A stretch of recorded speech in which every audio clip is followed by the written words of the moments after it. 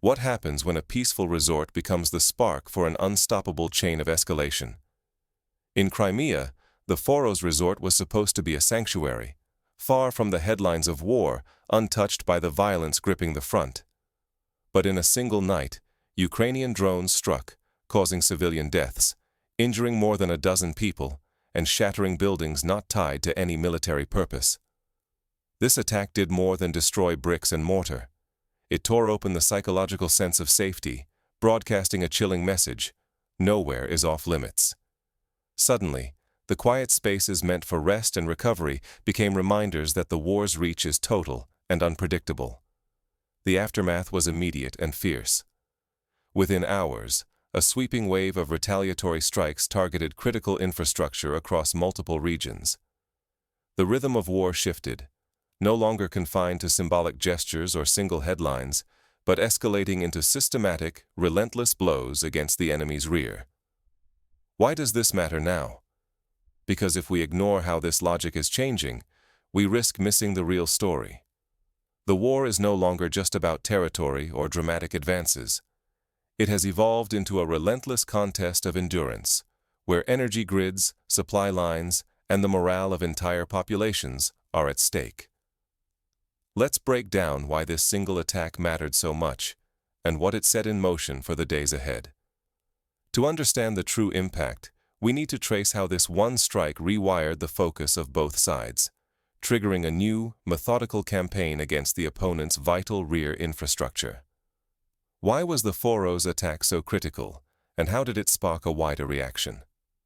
To understand, we need to rewind to the 21st of September, when Ukrainian drones struck Foros, a peaceful resort area in Crimea, historically untouched by frontline violence. This was not a military base, but a civilian zone. The attack left 3 people dead and 16 wounded, sending shockwaves far beyond the immediate devastation. This incident marked a dramatic shift. War was no longer confined to the trenches and contested zones. Instead, it aimed straight at the psychological heart of the enemy, exposing the vulnerabilities of daily life and showing that nowhere, not even the rear, is immune. The message was clear: logistics, morale, and the fabric of normalcy were now fair game. The Russian response was both swift and sweeping. On the night of the 22nd of September, barely a day later, a barrage of drone and missile strikes hit 6 Ukrainian regions. The targets? Not just military units, but logistics hubs, supply depots, infrastructure nodes, everything that keeps a modern war machine running. Cities like Kyiv, Poltava, Kharkiv, Sumy, Mykolaiv, and Zaporizhzhia all came under attack, with reports of fires, damaged bases, and disrupted supply chains. This was no longer about symbolic retaliation.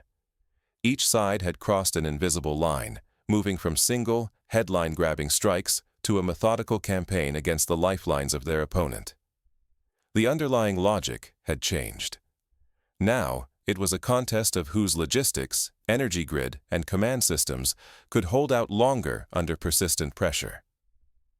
To ignore the importance of this transformation is to miss how rear area strikes are shaping not just military outcomes, but the endurance and adaptability of entire societies. The Foros attack was a trigger, a signal that in this war, the rear is just as contested as the front, and that the battle for systemic resilience has truly begun. But the Foros strike was more than just a headline. It changed unspoken rules and escalated the contest of logistics. Next, we'll break down how this new phase is rewriting the playbook for both commanders and civilians.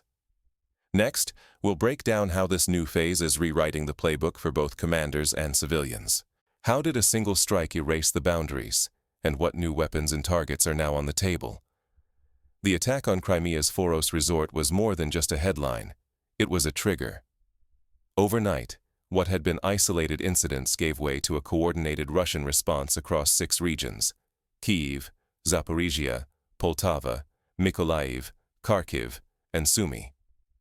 No longer content with symbolic gestures, Russian strikes deliberately targeted command centers, airfields, logistics hubs, and energy nodes, each a lifeline to Ukraine's war effort. This is a strategic escalation. The focus has shifted from tit-for-tat retaliation to sustained, systematic disruption of the enemy's rear.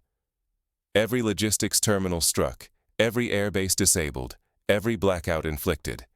These are not random blows, but calculated attempts to break operational tempo and sap resilience. Amid this new logic of escalation, a shadowy word has entered the discussion: Oreshnik.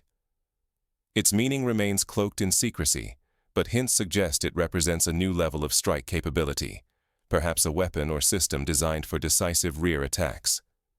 Whispers even point to a mini version in rapid development, potentially shrinking the line between tactical flexibility and strategic impact. If deployed, Oreshnik could redefine what counts as a safe zone, putting not just military targets, but industrial sites, bridges, and critical power infrastructure in the crosshairs. But firepower is not the only escalation. Information control now shapes the public's understanding, framing harsher responses as necessary and justified. Both sides maneuver to manage morale, defining what is permissible and what is provocatively crossing the line. Yet with every escalation, risk rises. Each side is now gambling with overextension, striking deeper, exposing their own logistics, and potentially losing the initiative if a critical node collapses or a logistical chain snaps. It is a war not just of weapons, but of endurance, adaptation, and perception. So what does this all mean for the coming days, and which critical links might break next? In the next segment, we'll break down the key vulnerabilities now exposed on both sides, and examine which strategic assets are most likely to come under threat in this widening war of attrition. If the rear lines keep breaking, who cracks first, and how will uncertainty change the game?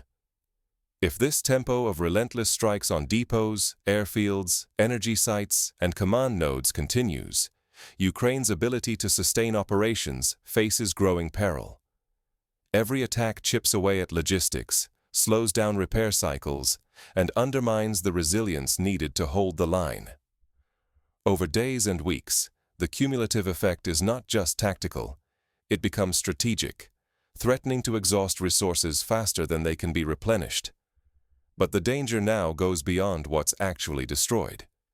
The mere threat of deploying new systems, like the so-called mini Oreshnik, forces both sides to constantly disperse their assets, stretch their defenses, and expend even more resources just to cover all possibilities.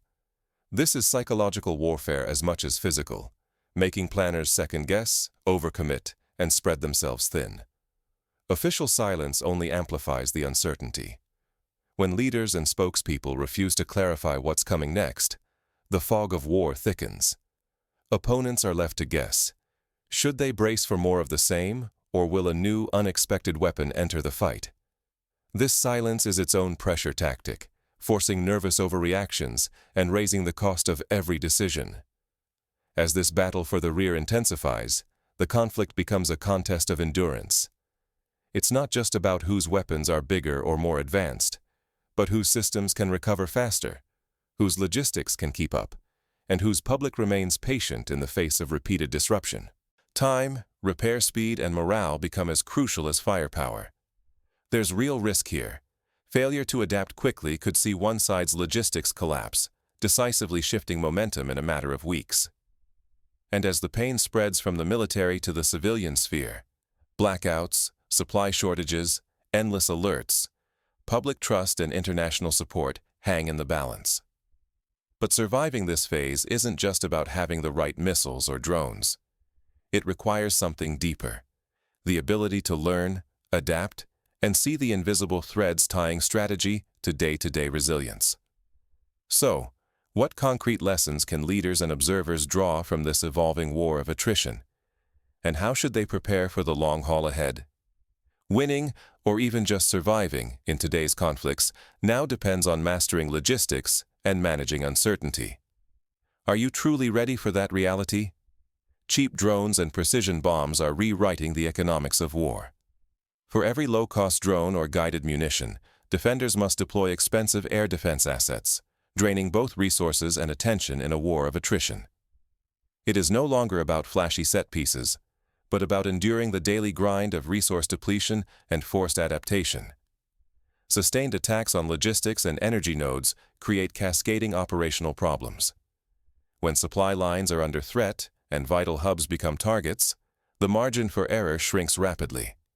Every disruption multiplies vulnerabilities, opening windows where entire regions or units may find themselves exposed and unable to regroup. But the fight isn't just happening in the physical world. The psychological front is now as critical as the battlefield. Shifting public morale, stoking uncertainty, or destabilizing routines with rear-area strikes can be as decisive as any direct military engagement. Leaders who ignore this front risk losing long before the next battle is even joined. In this new reality, static defenses and symbolic counterattacks are not enough. The crucial edge lies in monitoring, flexibility, and rapid adaptation. The side that senses threats faster, learns quicker, and adapts its logistics or narrative can outlast and outmaneuver even a technically superior foe. Without learning these lessons, leaders and analysts risk being overtaken by events, hemorrhaging money, wasting time, and undermining public trust. The cost is not just measured in hardware, but in national resilience and confidence. So, with the stakes rising, here's the uncomfortable question everyone must answer. What does it take to shift from reacting to threats to actively shaping outcomes, and who will pay the price for failing to adapt? Are command centers and capitals truly prepared for a war where every day hits wallets, infrastructure, and public patience? The Foros drone strike did more than shatter a quiet resort town on the Crimean coast. It shattered assumptions about what this war is really about. In a single moment, the conflict's logic shifted, from headline-grabbing blows to a grinding duel of logistics, energy, and willpower, with the home front now in the direct line of fire. This is no longer a war of dramatic tank advances or sudden territorial gains. Instead, it is a contest of attrition, one where the slow, persistent hammering of rear infrastructure may matter far more than the next big offensive. Each new strike, whether it lands on a bridge, an airbase, or a power grid, chips away at the systems that sustain armies and civilian life alike. What does that mean for both sides? It means that military victories are now measured not in kilometers seized, but in how quickly you can repair what was broken, reroute supplies, and keep your cities running under pressure. It also means that attacks far from the front, on logistics hubs, railways, or energy facilities, are no longer exceptional, but expected. The war's new logic punishes those who fail to plan for the long haul. If capitals and command centers misjudge this shift, the consequences could be dire. Strategic surprise is not just about missiles slipping past defenses, but about routines breaking down, supplies running dry, and public resolve eroding day by day. Exhaustion becomes a weapon, wearing down not only soldiers but the patience of entire populations, fueling political risk, and even changing the course of the conflict. So, are the decision-makers and strategists truly ready for a war where budgets, repair crews, and morale are as crucial as any tank or missile? Or are they locked in yesterday's logic, blind to the slow grind of system versus system?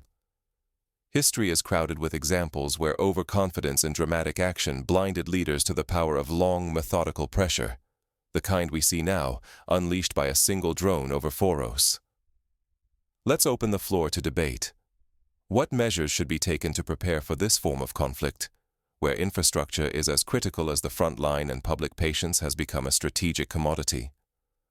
Are existing contingency plans enough, or is it time for a fundamental rethink?